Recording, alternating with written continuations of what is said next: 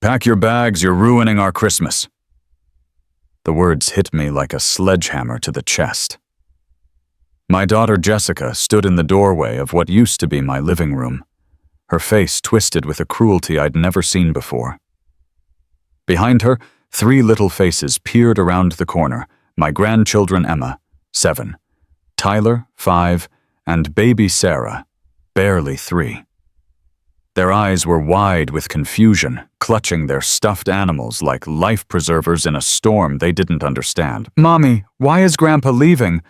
Emma whispered, her voice small and broken. "Because grown-ups sometimes need space," Jessica snapped, not even looking at her daughter. Her attention was laser-focused on me standing there, in my own hallway, like a stranger who'd overstayed his welcome. The Christmas tree I'd helped them decorate just 2 weeks ago sparkled mockingly in the corner. Every ornament told a story the paper angel Emma made in kindergarten, the clay handprint Tyler pressed when he was 2, the baby's first Christmas bauble we'd bought for Sarah last year. Now they felt like artifacts from someone else's life. "Jessica, sweetheart," I said, my voice steadier than I felt. "Can we talk about this privately? The children don't." She held up her hand like a traffic cop. "Don't you dare tell me how to handle my children in my house." Her house. I let that phrase settle between us like smoke from a fire I hadn't yet decided to put out. 27 years I'd been making mortgage payments on this place. 27 Christmas mornings I'd watched Jessica tear through wrapping paper in this same living room. And now, it was her house. "I've been patient, Dad. Really I have. But Derek's family is coming tomorrow, and I won't have you embarrassing us with your—" She waved her hand dismissively. "Your situation." My situation. Being 73 years old and recently widowed, I suppose qualified as a situation. Moving in with my daughter after my Martha passed 6 months ago, that was supposed to be temporary just until I got my bearings. Funny how temporary has a way of stretching when you're the one doing the stretching and snapping when someone else controls the measuring tape. Before we continue, please subscribe to the channel and let us know where you're listening from in the comments. Derek appeared behind Jessica like a shadow with a trust fund. He'd been circling my daughter for 3 months now, ever since her divorce was finalized. Hedge fund manager luxury car, the kind of man who ordered wine by pointing at the price, rather than reading the name. He nodded at me with the sort of polite dismissal you'd give a bellhop you'd already tipped. "Nothing personal, Frank," he said, using my first name like we were old friends. "But Christmas is about family and, well," he shrugged with practiced sympathy. "I am family," I said quietly. "Of course you are." Jessica's voice dripped with false sweetness. "But families grow and change, and sometimes people need to find their own space. I've already called Sunset Manor. They have a bed available after the holidays." Sunset Manor. The nursing home on Elm Street, where old people went to wait for their last breath. I'd driven past it countless times, seen the residents staring out windows like forgotten ornaments packed away after the celebration was over. Little Tyler broke free from his sister's grip and ran to me, wrapping his arms around my legs. "Don't go, Grandpa. I saved you a cookie." My throat tightened. In his small fist was a sugar cookie, shaped like a reindeer, missing one antler where he'd nibbled it. The kind of imperfect gift that means everything because it comes from love instead of obligation. "Tyler, get back here," Jessica commanded. "Grandpa needs to pack now." "But he lives here," Emma protested, tears streaming down her cheeks. "This is Grandpa's house too." "It's Mommy's house now," Jessica said firmly. "And Santa won't come if the house is too crowded." Using Santa as a weapon against her own children. That's when I knew my daughter had crossed a line even she couldn't see. I knelt down and took Tyler's cookie, pretending to take a bite, while my heart shattered into pieces smaller than cookie crumbs. "Thank you, buddy. This is the best cookie I've ever tasted." I stood up, looking at Derek's smug face, then at Jessica's determined one. I'll get my things. As I climbed the stairs to the guest room, my old master bedroom that I'd given up so Jessica and the kids would have more space, I could hear Derek's voice floating up from below. You handled that perfectly, babe. Sometimes you have to be firm with elderly parents. They don't understand boundaries. Boundaries? In the house I'd built from the ground up. In the home where I'd carried Jessica to bed every night when she was scared of thunder. Where I'd taught her to ride a bike in the hallway when it was too cold outside. Where I'd held her when she cried about her first heartbreak, her failed marriage, her fears about raising 3 children alone. I pulled my old leather suitcase from the closet, the same one Martha and I had taken on our honeymoon 46 years ago. My hands shook as I folded my few belongings. 3 shirts, 2 pairs of pants, my medication, and the photo of Martha and Jessica baking Christmas cookies when Jessica was 5. In that picture, my daughter's face glowed with pure joy, flower in her hair, and love in her eyes. What happened to that little girl? As I zipped the suitcase shut, I heard Derek's laugh from downstairs, rich and confident, the sound of a man who'd never had to pack his life into a single bag. Then Jessica's voice, animated and excited, already planning their perfect Christmas morning in her perfect house with her perfect new family. They had no idea what they'd just set in motion. I touched the breast pocket of my shirt, feeling the small piece of paper I'd carried there every day since Martha died. Most people would call it just a document. Legal paperwork. But I knew better. I knew exactly what it was. It was a reminder that sometimes the people who love you most are the ones who forget what you've sacrificed to love them back. And sometimes, just sometimes, Christmas miracles come wrapped in the kind of justice that makes grown men believe in Santa Claus again. I picked up my suitcase and headed for the door, while 3 little voices called after me, and 2 adult voices pretended not to hear them. What none of them knew was that I'd be back. After all, there's something to be said for the old Christmas tradition of surprise visits. The motel room smelled like disinfectant and broken dreams. I sat on the edge of a bed that had seen too many stories like mine, people displaced by those they'd loved most. Through the thin walls, I could hear a television playing It's a Wonderful Life, the irony sharp enough to cut glass. My phone buzzed with a text from Jessica. Hope you understand this is for the best. Merry Christmas Eve, Dad. For the best. I stared at those words until they blurred, then set the phone aside and opened my wallet. Behind my driver's license, I kept a photograph so old the edges had worn soft. Jessica, at 18 months, sitting on my shoulders outside 1247 Maple Street. The For Sale sign was still in the yard, and I was grinning like a man who'd just conquered the world. In a way, I had. Jessica was barely walking, and Martha was pregnant with the baby we'd lose that winter. I was working construction then, 46 years old, with calloused hands and a back that creaked like an old ship. We'd been living in a cramped apartment above Peterson's Bakery, saving every penny dreaming of a place where Jessica could have her own room and a yard for a swing set. The house cost $127,000, a fortune, for a man making $12 an hour.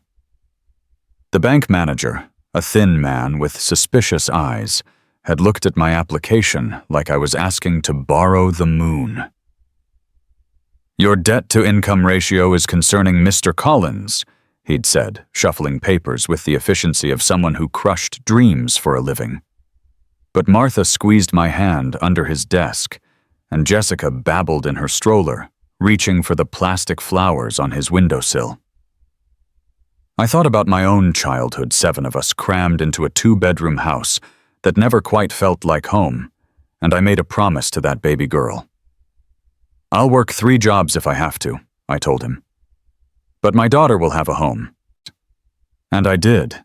Construction during the day, warehouse work at night, weekend shifts at the gas station. Martha would pack me sandwiches at 5 a.m. and kiss my forehead like a blessing. For Jessica. she'd whisper, and I'd carry those words through 18-hour days that felt like a marathon of love. I remembered the first Christmas in that house. We had no money for fancy decorations, so we strung popcorn and made paper snowflakes. Jessica, barely 2, toddled around in footy pajamas, pointing at everything with wonder. The tree was crooked. I'd cut it myself from the lot's discard pile, but when we plugged in the lights, her face lit up like sunrise. "Pretty daddy," she'd squealed, clapping her tiny hands. That's when I knew every hour of exhaustion had been worth it. Every missed meal, every aching muscle, every time I'd fallen asleep standing up at the factory, it all made sense in the glow of her Christmas morning smile. The years blurred together in a slideshow of sacrifice. Jessica's first day of school, I'd taken a sick day to walk her to the classroom, watching her disappear into a world I could give her because I'd worked myself raw. Her dance recitals, I'd sit in the back, still in my work clothes, applauding like she was performing at Carnegie Hall. Her high school graduation, summa cum laude, full scholarship to State University, the American dream wrapped in a cap and gown. When the college bills came anyway, room and board books, the 1,000 small expenses that scholarships don't cover, I'd refinanced the house. Took out a second mortgage at 61 years old, when most men were planning retirement. Martha had worried about the payments, but I'd kissed her concerns away. Education is the one thing no one can take from her, I'd said. Then came Jessica's wedding to Brad. A good man, I'd thought, steady job, kind eyes. The reception cost more than my first car, but seeing Jessica dance in her white dress, radiant with happiness, made every penny feel like an investment in joy. I'd mortgaged the house again to pay for it, telling myself it was worth it to see my little girl feel like a princess for one perfect day. The divorce papers came on a Tuesday in March, 3 years ago. Jessica sat at my kitchen table, the same table where I'd helped her with homework, where Martha and I had planned our modest vacations, where we'd shared 46 years of morning coffee and cried into her hands. "He found someone younger," she sobbed. "Says I'm too set in my ways, too focused on the kids." I'd held her then, my grown daughter reduced to the heartbroken child she'd once been. And I'd made another promise. "You and the children can stay here as long as you need. This is your home too." When Martha got sick last year, Jessica had helped with the nursing care. Sort of. She'd hired professionals with money I didn't have, then presented me with bills that forced me to take out a reverse mortgage. "Mom deserves the best care," she'd said. And how could I argue? How could I put a price on my dying wife's comfort after Martha's funeral? When the house felt too big and too quiet, Jessica had suggested I move into the guest room. "Just temporarily, Dad, until you figure things out." The master bedroom became hers, better for the children, she said. More space. Made sense, she said. I'd given up my bedroom, my office, my place at the head of my own table. Small compromises, I'd told myself. Family first. Always family first. But tonight, sitting in this motel room with the heater rattling and the neon sign casting red shadows on the wall, I realized I'd been giving up more than space. I'd been giving up my dignity, one small surrender at a time, until there was nothing left but an old man with a suitcase and a daughter who called my house her own. My phone rang. Tyler's voice, small and scared. "Grandpa, Mommy's crying and Derek is yelling about something. When are you coming home?" Home. The word stuck in my throat like a fishbone. "Soon, buddy," I whispered. "Grandpa just has to take care of some business first." After I hung up, I opened my wallet again and pulled out another document I'd carried for 37 years. Folded and refolded so many times the creases had worn white, but still perfectly legible. The original deed to 1247 Maple Street. Frank J. Collins, sole owner. I'd never taken Jessica's name off the mortgage papers, she'd never been on them. I'd never signed over the title, she'd never asked for it. I'd never transferred ownership because in my heart I was always planning to leave it to her anyway. But tonight, for the first time in my life, I was planning something else entirely. I reached for the phone book. Yes, this place still had phone books and looked up a number I should have called months ago. Emergency services available 24/7, the ad promised. Sometimes the foundation of a house isn't what you build it on. Sometimes it's what you build it for. And sometimes when the people you've sacrificed everything for forget the weight of that sacrifice, you have to remind them that love without respect isn't love at all. It's just another form of being used. Derek had said Christmas was about family. He was right, but he'd forgotten the most important part. Family goes both ways. Christmas Eve morning arrived with the kind of bitter cold that makes your bones ache and your breath come out in clouds of regret. I sat in my rental car across the street from 1247 Maple Street, watching strangers carry boxes and bags into what used to be my home. Derek's family. I assumed the cavalry arriving to claim territory that was never in dispute.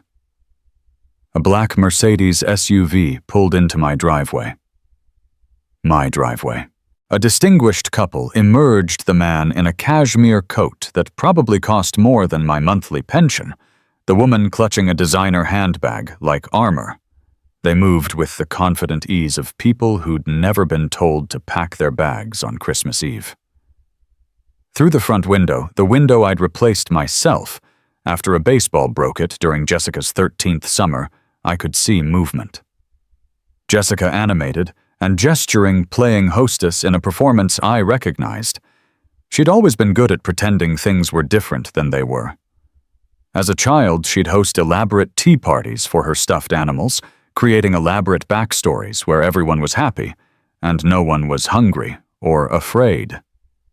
Now she was hosting Derek's parents in her make-believe mansion, spinning a tale where she was the successful homeowner and her elderly father was just a temporary inconvenience successfully managed. My phone buzzed. A text from Jessica. Dad, I know you're upset, but Derek's parents are here. Please don't cause a scene. We can talk after the holidays. Don't cause a scene. How thoughtful of her to give me permission to exist quietly while she performed her little charade. I watched Derek's father examine the front porch. The porch I'd rebuilt 3 times over the years. Once after a storm, once after settling, and once just because Martha had dreamed of a wider space for her flower boxes. His hands moved over the railings like an appraiser, and I wondered what stories Jessica was telling about the craftsmanship, the history, the love poured into every board and nail. The front door opened, and the family spilled out like a Norman Rockwell painting come to life. Derek's parents distinguished and approving. Derek himself chest-puffed with the pride of a man showing off his territory. Jessica radiant in a red sweater I'd bought her last Christmas, when I still believed I mattered in her life. And there, bundled in their winter coats, were my grandchildren. Emma saw my car first. Her face lit up with pure joy, the kind of expression that makes you believe in miracles again. She started to wave, started to run toward me, but Jessica's hand shot out like a traffic signal. Emma, no, we talked about this. Tyler's small face pressed against Derek's leg, confused and clearly torn between loyalty to his mother and love for his grandfather. Baby Sarah didn't understand the politics of the moment she just saw Grandpa and reached out her arms with the universal language of wanting. Derek's mother noticed the children's distraction and followed their gaze to my car. She said something to Jessica, her perfectly painted lips moving in what looked like a question. Jessica's response was animated, her hands waving dismissively. I couldn't hear the words, but I could read the body language, old man sad situation being handled appropriately. They all climbed into Derek's Mercedes. The children pressed against the windows, still trying to catch my eye. As they drove past, I saw Tyler mouth the word grandpa through the glass, his breath fogging the window like a small ghost of all the Christmas mornings we'd never share. I followed them at a distance, the way you might follow a funeral procession for someone you loved, but weren't welcome to mourn publicly. They drove to Riverside Mall, the fancy shopping center, where a cup of coffee cost more than I used to spend on lunch. Through the windows of various stores, I watched Derek's family embrace Jessica and the children like they were already part of their exclusive club. In the jewelry store, Derek's mother held earrings up to Jessica's face, smiling with the approval of someone welcoming a suitable daughter-in-law. In the toy store, Derek's father knelt beside Tyler, showing him an expensive remote control car with the patience of a man who'd never had to choose between presents and rent money. But it was in the children's clothing boutique that I saw something that made my chest tighten. Derek's mother was holding up a little dress for Sarah White with red trim, the kind of outfit you'd wear to Christmas dinner at a country club. Sarah was reaching for it with delight, but as Derek's mother talked to Jessica, I could see my daughter's face change. She was calculating. I knew that expression from when she was 12 and trying to figure out if she could afford the shoes all her friends had. The same anxious math I'd seen her do 1,000 times the arithmetic of wanting to belong somewhere she couldn't quite afford to be. Derek's mother was offering to buy the dress. I could see it in her gestures, the way she waved away Jessica's protests, the magnanimous smile of someone for whom money was no object. And I could see Jessica accepting the gracious gratitude of someone pretending this was normal, that having strangers buy clothes for her children was just part of her elegant life. They bought the dress. They bought Tyler's car. They bought Emma a book series that would have cost me a week of groceries. Derek's parents paid for everything with the casual ease of people investing in their son's happiness, and Jessica received it all with the practiced grace of someone who'd convinced herself she deserved it. By the time they returned to Maple Street, the sun was setting on Christmas Eve. I watched from my car as they unloaded shopping bags and carried them into my house like conquering heroes returning with spoils. The children disappeared inside, probably to try on their new treasures, and Derek's parents stood on my front porch surveying their son's domain with obvious approval. Derek's father pointed to the oak tree in the front yard, the tree I'd planted when Jessica turned 5, because she'd wanted a tree that would grow up with her.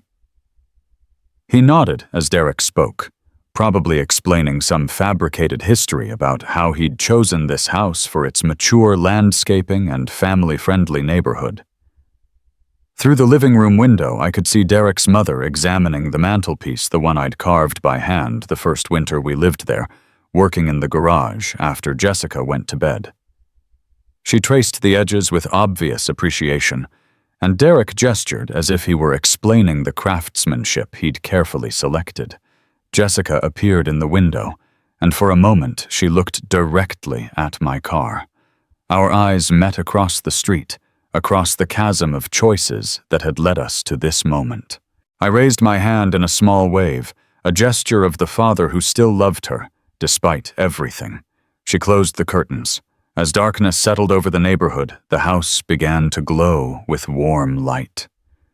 I could see shadows moving past the windows, Derek's family, Jessica, the children. All of them settled into Christmas Eve in the home I'd spent 47 years building. Laughter drifted across the street, the sound of people who belonged somewhere, who had every right to be where they were. I started my car and drove away from Maple Street for what I thought might be the last time. But as I reached the corner, I stopped and pulled out my phone. The locksmith I'd called the night before had left me a voicemail confirming our appointment for the next morning. Christmas Day, he'd said. Emergency rates. But he understood the situation. Sometimes people need to get back into their own homes, he'd told me. Happens more than you'd think around the holidays. The attorney's office had been closed, but her answering service had taken my message. Margaret Stone, the lawyer who'd handled Martha's estate, would meet me tomorrow morning with the documents I'd need. "Property disputes on Christmas," she'd said with dry humor. "Nothing surprises me anymore." As I drove back to the motel, I thought about Derek's parents probably sitting in my living room, right now drinking wine from glasses I'd bought for special occasions, admiring the house their son had presented as his own thoughtful choice. I thought about Jessica playing the role of the grateful homeowner, the successful single mother who'd landed on her feet. And I thought about my grandchildren wearing their new clothes and playing with their expensive toys, learning that love came from whoever could afford to buy it. Tomorrow was Christmas. A day for families to come together, for children to wake up in their own beds, surrounded by the magic of tradition and belonging. My grandchildren would wake up in my house in the rooms I'd painted and the beds I'd assembled under the roof I'd re-shingled and around the tree we'd decorated together. But they'd wake up as guests in someone else's story. That was about to change. After all, there's an old saying about Christmas miracles. They don't just happen to you. Sometimes you have to make them happen. Christmas morning arrived with the kind of pristine snowfall that makes everything look like a greeting card. I sat in the parking lot of Margaret Stone's law office at 7 a.m., watching the flakes gather on my windshield while sipping coffee that tasted like liquid determination. My attorney had agreed to meet me early. "Emergency consultations are part of the service," she'd said, though I suspect the retainer I'd paid last year for Martha's estate had bought me some goodwill. Margaret emerged from her BMW looking every inch the successful lawyer, even on Christmas morning. Gray hair pulled back severely, briefcase in one hand, coffee in the other, and the expression of someone who'd seen every possible variation of family greed. "Frank," she said, unlocking the office door, "in 40 years of practice, I've learned that family disputes don't take holidays. What's Jessica done now?" I'd called Margaret when Jessica first started referring to my house as hers months ago. Just a precautionary consultation, I'd told myself then, just in case. Margaret had pulled all the documents, deed, mortgage papers, property tax records, and confirmed what I already knew. The house was mine, had always been mine, would be mine until I decided otherwise. "She threw me out yesterday," I said, following her into the office. "Told me I was ruining their Christmas. Derek's family is there now, celebrating in my house while she plays hostess to her new in-laws." Margaret's eyebrows rose. "Derek's family thinks Jessica owns the house." "She's certainly letting them believe it. Probably told them some story about her successful real estate investment or her generous divorce settlement." Margaret spread the documents across her desk, like a poker player revealing a royal flush. Original deed, 1987. Mortgage records showing every payment made from Frank J. Collins' account. Property tax bills in my name. Homeowners' insurance policies listing me as the sole beneficiary. 37 years of paper trail proving that 1247 Maple Street belonged to exactly one person. "She has no legal claim to the property," Margaret said. "You allowed her to live there, but you never transferred ownership. She's essentially been your tenant, Frank. A tenant who just evicted her landlord." The locksmith arrived at 8:30, a cheerful man named Pete, who seemed genuinely delighted to be working on Christmas. "Nothing like a little family drama to spice up the holidays," he said, loading his equipment into his van. "Don't worry, Mr. Collins. We'll have you back in your own house in no time." By 9 a.m., we were parked at the end of Maple Street like a very unusual Christmas parade. Margaret in her BMW, Pete in his locksmith van, and me in my rental car, clutching a manila envelope full of documents that would change everything. The house looked picture-perfect in the morning snow.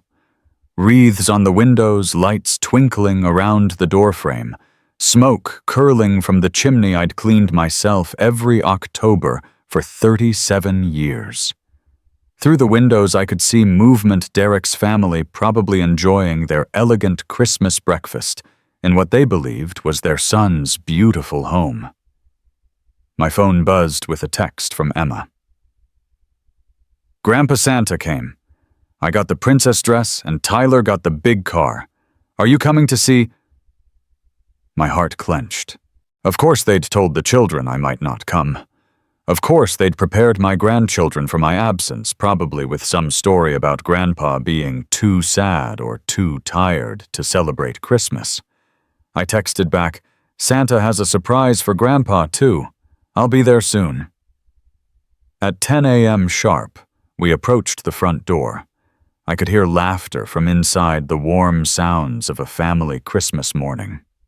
Derek's voice booming with good humor. Jessica's laugh bright and performative. The children's excited chatter as they played with their new toys. I rang the doorbell. The laughter stopped. Footsteps approached the door, hesitant and careful. The peephole darkened as someone looked out. Then I heard Derek's voice, muffled but clear. Jessica, it's your father, with some woman and a van. The door opened slowly, and Jessica appeared in the Christmas sweater I'd bought her, red with silver snowflakes. The kind of wholesome festive look that said, responsible homeowner hosting family gathering. Her face went through several expressions in rapid succession. Surprise, confusion, irritation, and finally a forced smile as she noticed Derek's parents approaching behind her. Dad, she said, her voice carefully modulated. This is unexpected. We weren't expecting you. I know, I said gently. You made that very clear yesterday. But I brought Christmas presents. Derek appeared beside her, still in his expensive pajamas, clearly annoyed by this disruption to his perfect holiday morning. Behind him, his parents hovered with the polite confusion of people witnessing a family drama they didn't understand. Frank, Derek said with forced patience, this really isn't a good time. We're in the middle of Christmas morning with my family. In my house, I said quietly. The words hung in the air like Christmas ornaments made of ice. Derek's father stepped forward, his businessman's instincts sensing something was wrong. I'm sorry, he said, extending his hand. I'm Robert Hamilton, Derek's father. And you are Frank Collins, I replied, shaking his hand firmly. I'm the owner of this house. The silence that followed was the kind that makes you aware of every sound, the ticking of the grandfather clock I'd bought for our 10th anniversary, the hum of the furnace I'd replaced 3 years ago, the distant sound of the children playing with toys in rooms I'd painted myself. I'm sorry, Robert said carefully, but Derek told us this was Jessica's house, her family home. It is her family home, I said. Her childhood home, the home I bought in 1987 and have been paying for ever since. Margaret stepped forward, professional and crisp. Margaret Stone, attorney for Mr. Collins. I have all the documentation here if you'd like to review it. Jessica's face had gone pale beneath her Christmas makeup. Dad, what are you doing? I'm coming home, I said simply. Pete here is going to help me with the locks, since I seem to have been locked out of my own house. Derek's mother clutched her husband's arm, the social horror of the situation dawning on her.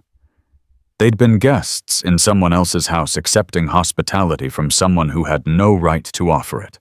They'd been unwitting participants in their son's girlfriend's deception. Derek, his father said slowly, what exactly is going on here? Derek's face cycled through several emotions before settling on righteous indignation. This is harassment, he declared. Jessica called the police. On what grounds? Margaret asked mildly. Mr. Collins is the legal owner of this property. He has every right to enter his own home. Jessica, on the other hand, has been living here as his guest, a guest who seems to have forgotten her manners. From inside the house came the sound of running feet. And suddenly Tyler burst past the adults, throwing himself into my arms with the force of pure joy. Grandpa, you came back. I knew Santa would bring you home. Emma appeared next, still in her new Christmas pajamas, her face shining with relief. "Mommy said you might not come because you were sad, but I told Tyler you'd never miss Christmas."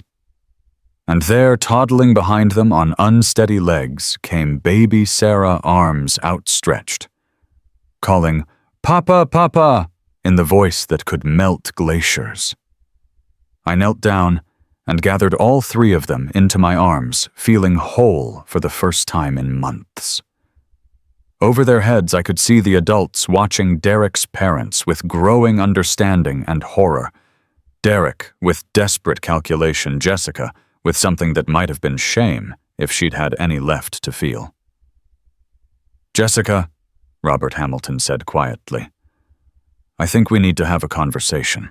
"Yes," I said, standing up with Sarah in my arms and my other grandchildren pressed against my sides. "I think we do. Why don't we all go inside? It's Christmas morning after all. Time for families to be together."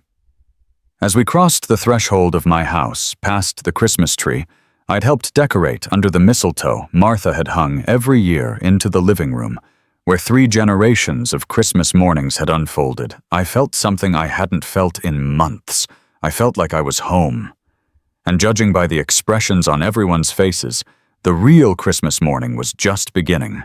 After all, the best presents are the ones nobody sees coming. The living room had never felt smaller or more charged with electricity. Margaret spread the documents across my coffee table, the same oak table I'd built in my garage 30 years ago, like a dealer laying out cards for the most important hand of the game. Derek's parents sat stiffly on my couch, their expensive clothes suddenly looking like costumes in the wrong play. Derek stood behind them, his confidence evaporating like morning mist while Jessica clutched the back of my recliner as if it were the only thing keeping her upright. The children, bless them, were oblivious to the adult drama unfolding around them. They'd arranged their Christmas presents in a proud display on the carpet, chattering excitedly about Santa's generosity, while the grown-ups prepared for a very different kind of gift exchange. The original deed, dated March 15, 1987, Margaret announced, sliding the document toward Robert Hamilton. As you can see, the property was purchased by Frank J. Collins for $127,000 with a down payment of $15,000 and a conventional 30-year mortgage. Robert adjusted his reading glasses, scanning the document with the thoroughness of a man who'd spent his career examining contracts. His wife leaned over his shoulder, her face growing paler with each line she read. "The mortgage was refinanced twice." Margaret continued, placing additional papers on the table. Once in 2005 to pay for Jessica's college expenses, and again in 2018 for medical bills related to Frank's late wife's care. Both refinances were signed solely by Frank Collins. Jessica's name appears nowhere on any legal documents related to this property. "That's impossible," Derek said, but his voice lacked conviction. "Jessica told us she inherited the house from her mother." "I'm sure she did," Margaret replied dryly. "Unfortunately, inheritance requires either a will or a deed transfer. Neither exists. Martha Collins had no ownership interest in the property to bequeath, and Frank never transferred the deed to his daughter." I watched Jessica's face as the truth settled over the room like a heavy blanket. Her mouth opened and closed silently, searching for words that didn't exist, explanations that couldn't be made. The performance was over, and she knew it. Robert Hamilton set down the deed and looked directly at his son. "Derek, did you know about this?" "Of course not," Derek snapped. "Why would I—" He stopped mid-sentence, the implications hitting him like a truck. He'd been dating a woman under false pretenses, introducing his parents to someone who'd been lying about something as fundamental as where she lived and what she owned. "So let me understand this correctly." Robert's voice carried the controlled fury of a man who'd been played for a fool. "You've been living in this gentleman's house, presenting it as your own property, while he's been paying the mortgage taxes and maintenance." "It's not that simple," Jessica said finally, her voice barely above a whisper. Dad wanted us here. He asked us to move in after Mom died. He said it was our home too. Your home, yes, I said gently. But never your house. There's a difference, sweetheart. One I thought you understood. Robert stood up his wife, following suit with the synchronized movement of a couple who'd weathered many storms together. Derek, we need to leave. Now. Dad, wait. Derek began, but his father cut him off with a look that could have frozen fire. Son, I raised you to be honest and forthright in your relationships. He gestured around the room, taking in the Christmas decorations, the family photos, the lifetime of memories that belonged to someone else. This is neither honest nor forthright. Derek's mother spoke for the first time since the revelations began, her voice cold with disappointment. Derek, get our things. We're going home. Mom, please just let me explain it. Explain what? She asked. How you let us believe your girlfriend owned this beautiful home. How we complimented her taste in decorating when every ornament, every piece of furniture, every loving touch belongs to this poor man we helped her evict. Her voice rose with each word, 30 years of country club propriety cracking under the weight of genuine outrage. The children looked up from their toys, finally sensing the tension crackling through the room. Emma's smile faded as she looked from face to face, reading the adult expressions with the intuitive wisdom of childhood. Mommy, she said uncertainly, why is everyone mad? Jessica knelt beside her daughter, tears streaming down her face. It's complicated, baby. Grown-up things. Are you and Derek breaking up? Tyler asked with the brutal directness of a 5-year-old. Like you and Daddy did? The question hung in the air like smoke from a fire everyone could smell, but no one wanted to acknowledge. Derek looked at Tyler, then at Jessica, then at his parents waiting by the door with their overnight bags already in hand. Derek stammered, but the words wouldn't come. How do you explain to a child that relationships built on lies tend to crumble when the truth comes out? Robert Hamilton walked over to me, extending his hand again. Mr. Collins, I owe you an apology. We had no idea we were intruding in your home. If we'd known the truth, we never would have accepted Jessica's hospitality. I shook his hand, finding no satisfaction in his embarrassment. You were deceived, Mr. Hamilton. Just like your son. Nevertheless, we should have asked more questions. He turned to Jessica, his voice gentler but firm. Young lady, I don't know what drove you to this deception, but it ends now. We will not be party to continuing this charade. Derek's face cycled through several emotions before settling on something that looked like wounded pride mixed with genuine hurt.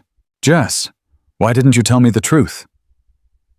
For a moment, Jessica's mask slipped completely, and I saw the frightened little girl she'd once been. The child who'd lied about finishing her homework because she was afraid of disappointing me, who'd hidden bad grades until parent-teacher conferences forced the truth into the open. Because I wanted you to think I was successful, she whispered. I wanted your parents to approve of me. I wanted to be someone worth loving. The honesty of it hit me in the chest like a physical blow.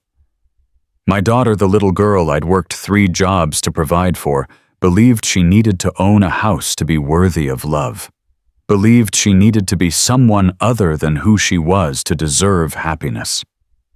Oh, honey, I said, my anger evaporating like morning dew. You've always been worth loving. But love built on lies isn't love at all. It's just another kind of performance. Derek stared at Jessica for a long moment, and I could see him grappling with the revelation that the woman he'd been dating existed more in his imagination than in reality. I need some time to think, he said finally. His parents were already at the door. Derek followed them, pausing only to look back at the children still surrounded by their Christmas presents. Tyler, Emma, Sarah, I hope Santa brought you everything you wanted. After they left, the house fell silent, except for the ticking of the grandfather clock, and the soft hum of the furnace. The children, sensing the shift in energy, had grown quiet, huddling together on the carpet, like small animals seeking comfort in numbers. Jessica sat on the floor beside them, no longer the confident homeowner, but simply a scared, single mother facing an uncertain future. "Dad," she said without looking at me. "I'm sorry, I'm so sorry." I looked around my living room at the Christmas tree we'd decorated together, at the stockings hanging over the fireplace I'd built with my own hands, at my grandchildren playing quietly with toys that represented someone else's investment in their happiness. This was my house, had always been my house, would always be my house, but it was also their home, the only home these children had ever known. "Jessica," I said, settling into my recliner, my chair in my house for the first time in months. "We need to talk about the future, about respect and responsibility and what it really means to be family." She nodded, wiping her eyes with the sleeve of the Christmas sweater I'd bought her, the one she'd worn to impress people with a lie. Outside, snow continued to fall on Maple Street, covering the world in pristine white the way Christmas mornings should look. Inside my house, 3 generations sat together in the aftermath of truth, figuring out how to rebuild something real from the ruins of something false. The children had gone back to their toys, resilient in the way only children can be. Tyler was making car noises with his new remote control car. Emma was reading her new book to baby Sarah, who listened with the serious attention of someone who didn't understand the words, but loved the sound of her sister's voice. And I sat in my chair in my house, surrounded by my family, learning that sometimes the best Christmas present is simply coming home.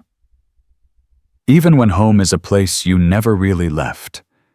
Even when the people you love most had forgotten that love without respect is just another word for taking advantage. But we had time to remember. We had Christmas Day and all the days after to figure out how to be a real family again. After all, home isn't just where the heart is. Sometimes it's where the deed is too.